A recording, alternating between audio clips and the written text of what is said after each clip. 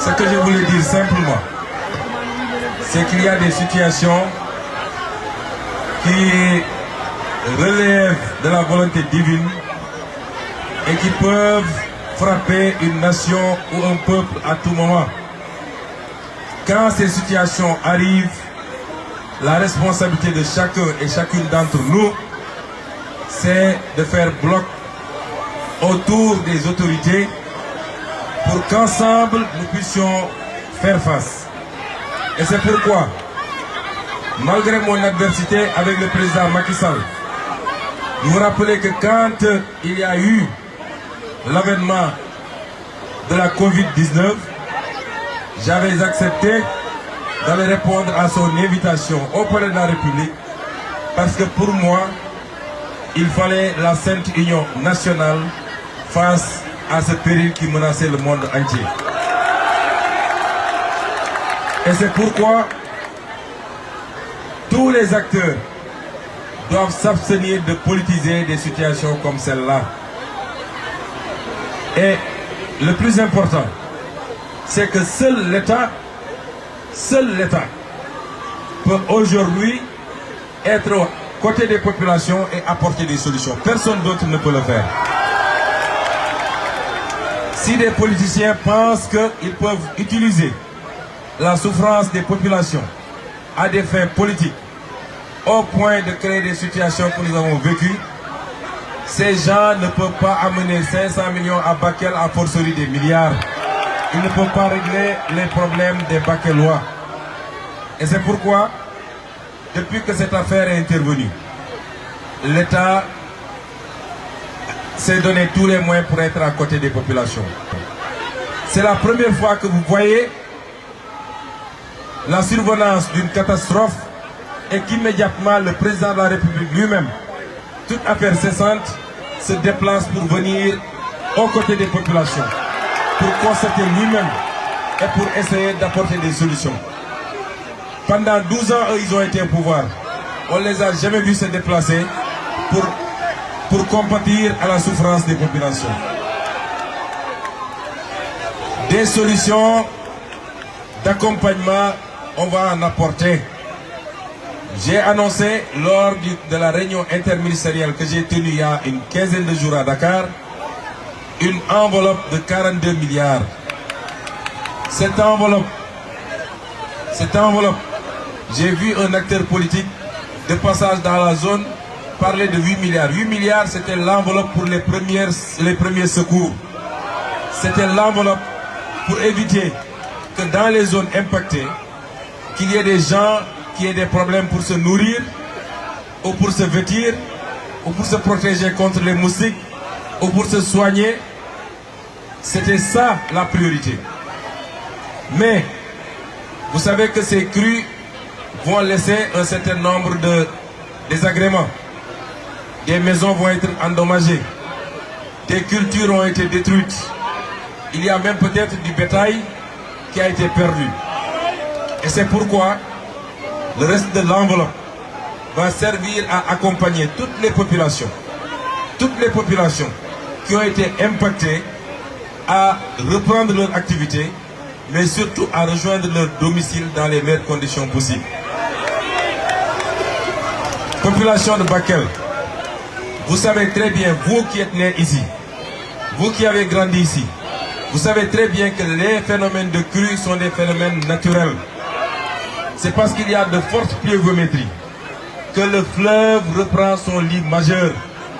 Le fleuve a un lit majeur et quand on reste quelques années à faible pluviométrie, les populations ont l'habitude, ont tendance à venir construire sur une partie de ce lit majeur. Mais à chaque fois que la pluviométrie reprend, le fleuve a tendance à reprendre son lit naturel et c'est ça qui justifie les crues que vous voyez. On en a vu en Mauritanie, on en a vu au Mali. Les crues ont toujours servi aux populations parce que quand il y a des crues, c'était des moments importants pour l'agriculture. Aujourd'hui, ce que nous pouvons faire, c'est attendre que le phénomène se tasse, mais être auprès des populations pour vous accompagner, pour que chaque Bakelois, chaque habitants de Kidira, de Goudiri, en tout cas de toutes les zones qui ont été impactées, puissent sentir la présence de l'État. Mais j'ai donné des instructions au ministre de l'Hydraulique. Vous avez entendu parler des lacs et des mares de Bakel. Nous allons travailler à réhabiliter ces lacs et ces mares. Parce que normalement, s'il y a une bonne réhabilitation, une partie de ces eaux, lorsque le barrage risque de céder et que les gens sont obligés de lâcher, une partie de ces eaux va être récupérée par ces mares et ces lacs. Et c'est un potentiel extraordinaire pour l'agriculture. La semaine dernière, le ministre Cheikh Tidiane Gueye et la dame qui est directrice générale de l'Office national des lacs étaient ici à Bakel pour faire la prospection pour que nous puissions faire ce travail-là. Toutes les mesures seront prises pour que cette situation, qui peut être impactante, qu'on puisse la transformer en opportunité pour Bakel, pour tout le département de Bakel, mais pour toute la région du fleuve. C'est cela que nous allons faire pour accompagner les populations. Il est important. Nous savons toutes les préoccupations qui sont les vôtres et qui sont les mêmes qu'on trouve presque partout au Sénégal. C'est parce que pendant 64 ans, des gens se sont succédés à la tête de l'État du Sénégal et ont très peu travaillé pour le peuple sénégalais, mais ont travaillé pour leur propre intérêt et pour les intérêts étrangers. C'est de cela qu'il est question aujourd'hui. Dans toute cette zone, il y a un potentiel minier. On a parlé d'or, parce que nous sommes ici dans le pôle sud-est. C'est le pôle le plus riche du Sénégal. On a parlé d'or, on a parlé de fer. La Falémé est ici à côté. Et il y a du fer à la Falémé. Qu'il y a 5 ans de cela, ils avaient signé avec une entreprise turque et ce fer allait être pratiquement vendangé au profit d'intérêts étrangers.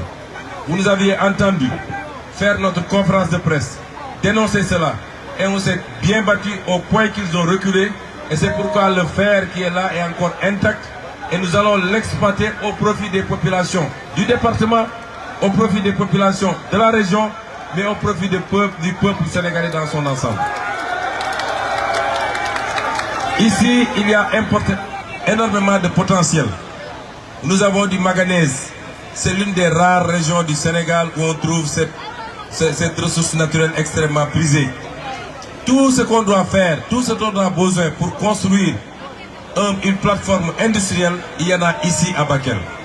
Si vous lisez le programme que nous avons présenté dernièrement, la vision 2050, nous avons dit que ce pôle est le pôle qui va avoir la plus grande croissance et la croissance la plus rapide, passant de 1 million de francs par tête d'habitant en termes de PIB rapporté à l'habitant à 4 millions de francs au terme de l'application de notre programme.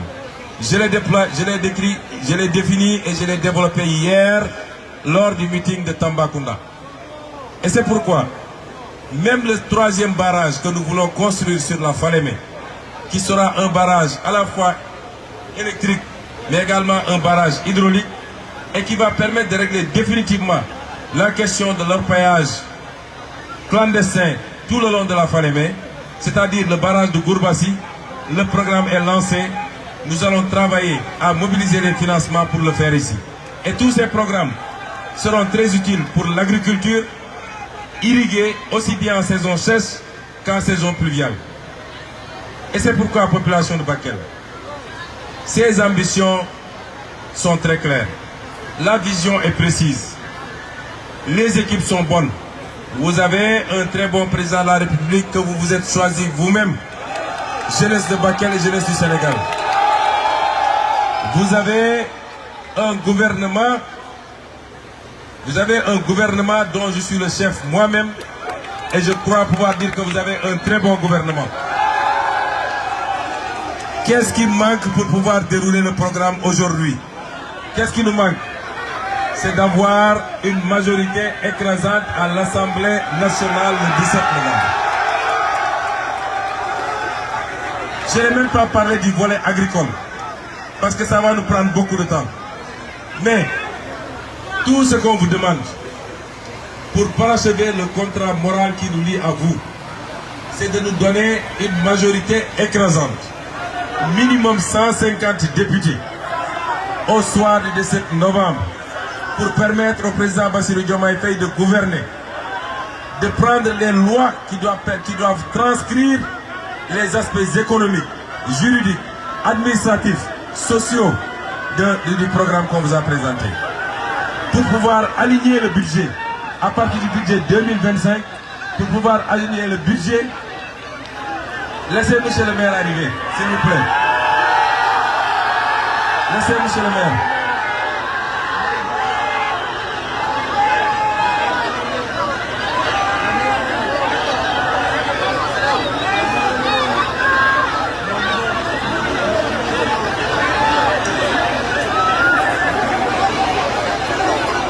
Calmez-vous s'il vous plaît.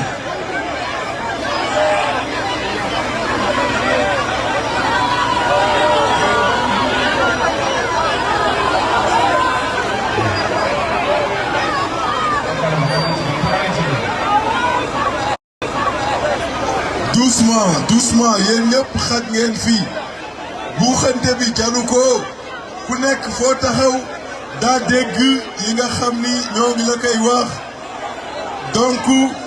donc dal leen bu baax a baax ñu continuer waxtaan bi bu ko defee ñu continuer incha allah voilà am na programme bu ñuy xaar kon mi ngi waaj daaneel ñu déglu ko mu pare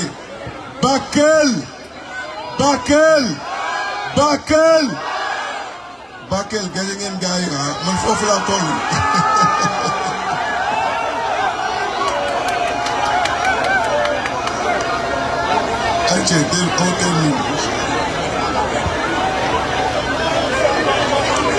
Bienvenue monsieur le maire. Je suis entré dans votre ville sans vous apercevoir. Ce qui est un crime de lèse-majesté. Donc j'ai demandé après vous, en tout cas merci d'être là. Ce que je voulais dire, pour terminer mon allocution, je vous ai dit, je vous ai parlé du hub industriel que nous voulons ici, qui sera accompagné des infrastructures qu'il faut. Certains ont parlé de routes et de chantiers. Nous avons un ambitieux programme de désenclavement des régions et des départements périphériques, surtout les zones frontalières. J'ai toujours dit que les zones frontalières doivent être conçues, programmées par rapport à la capacité que nous avons de capter. Pourquoi? Même le chemin de fer, par rapport à l'exploitation du fer de la Falémé. Le chemin de fer qui doit conduire directement au port minéralier et qui doit permettre de pouvoir exploiter ce fer dans les meilleures conditions après avoir été transformé ici à Bakel avec le pôle sidérurgique qu'on veut faire dans le pôle sud-est. C'est cela l'offre politique du président Bassirou Diomaye Faye pour Bakel et pour le pôle. Et c'est pourquoi, tenant compte de tout ça, les Bakel, et j'ai donné que ce qu'il en sera ainsi, doivent nous donner la possibilité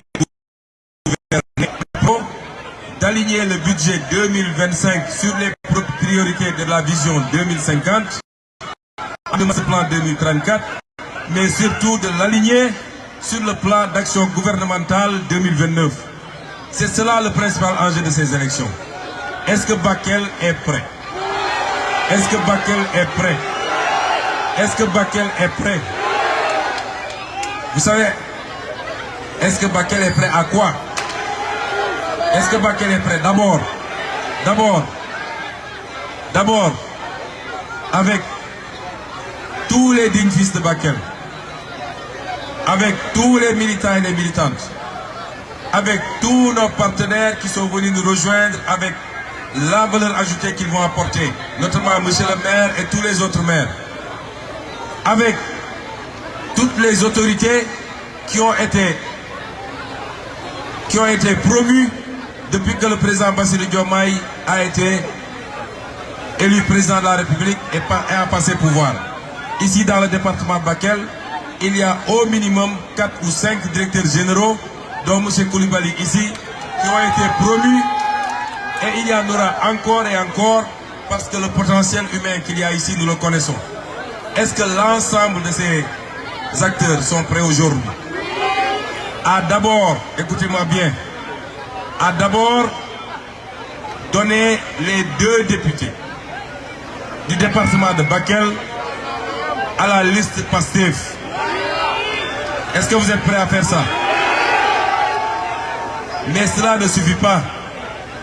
Parce que nous allons vers une élection Raougadoula. Celui qui est premier, même s'il a 40%, il prend les 2 députés.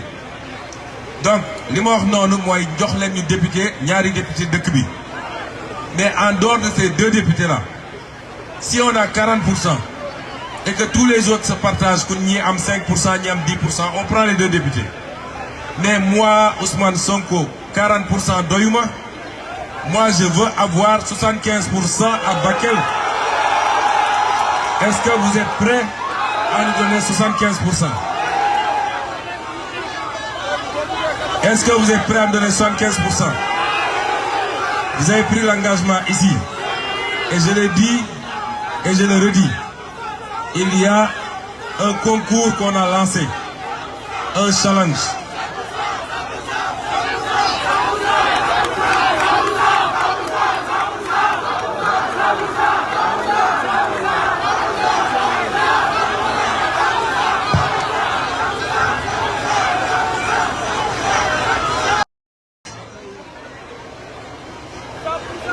Man, dama leen assigner un objectif.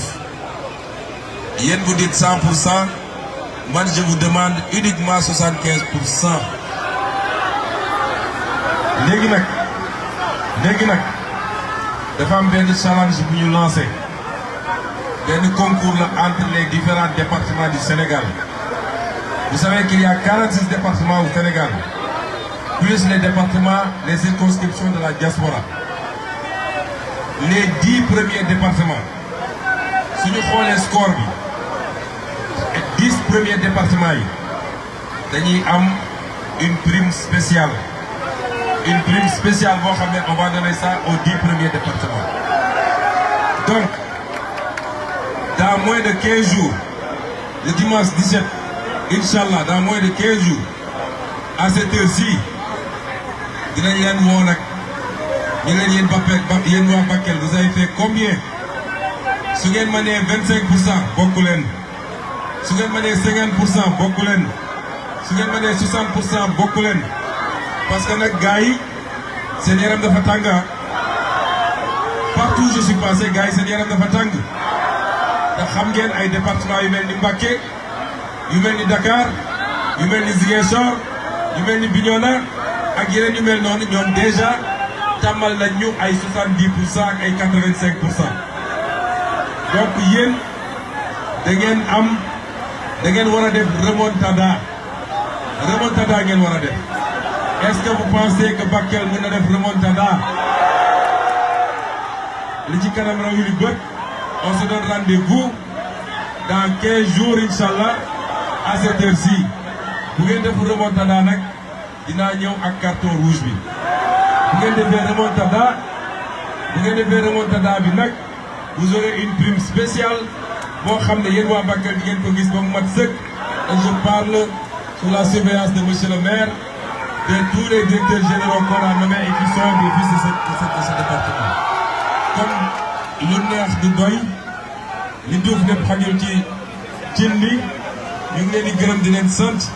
et on va vous demander la route parce qu'on doit aller par Canel et continuer jusqu'à Ourossogui.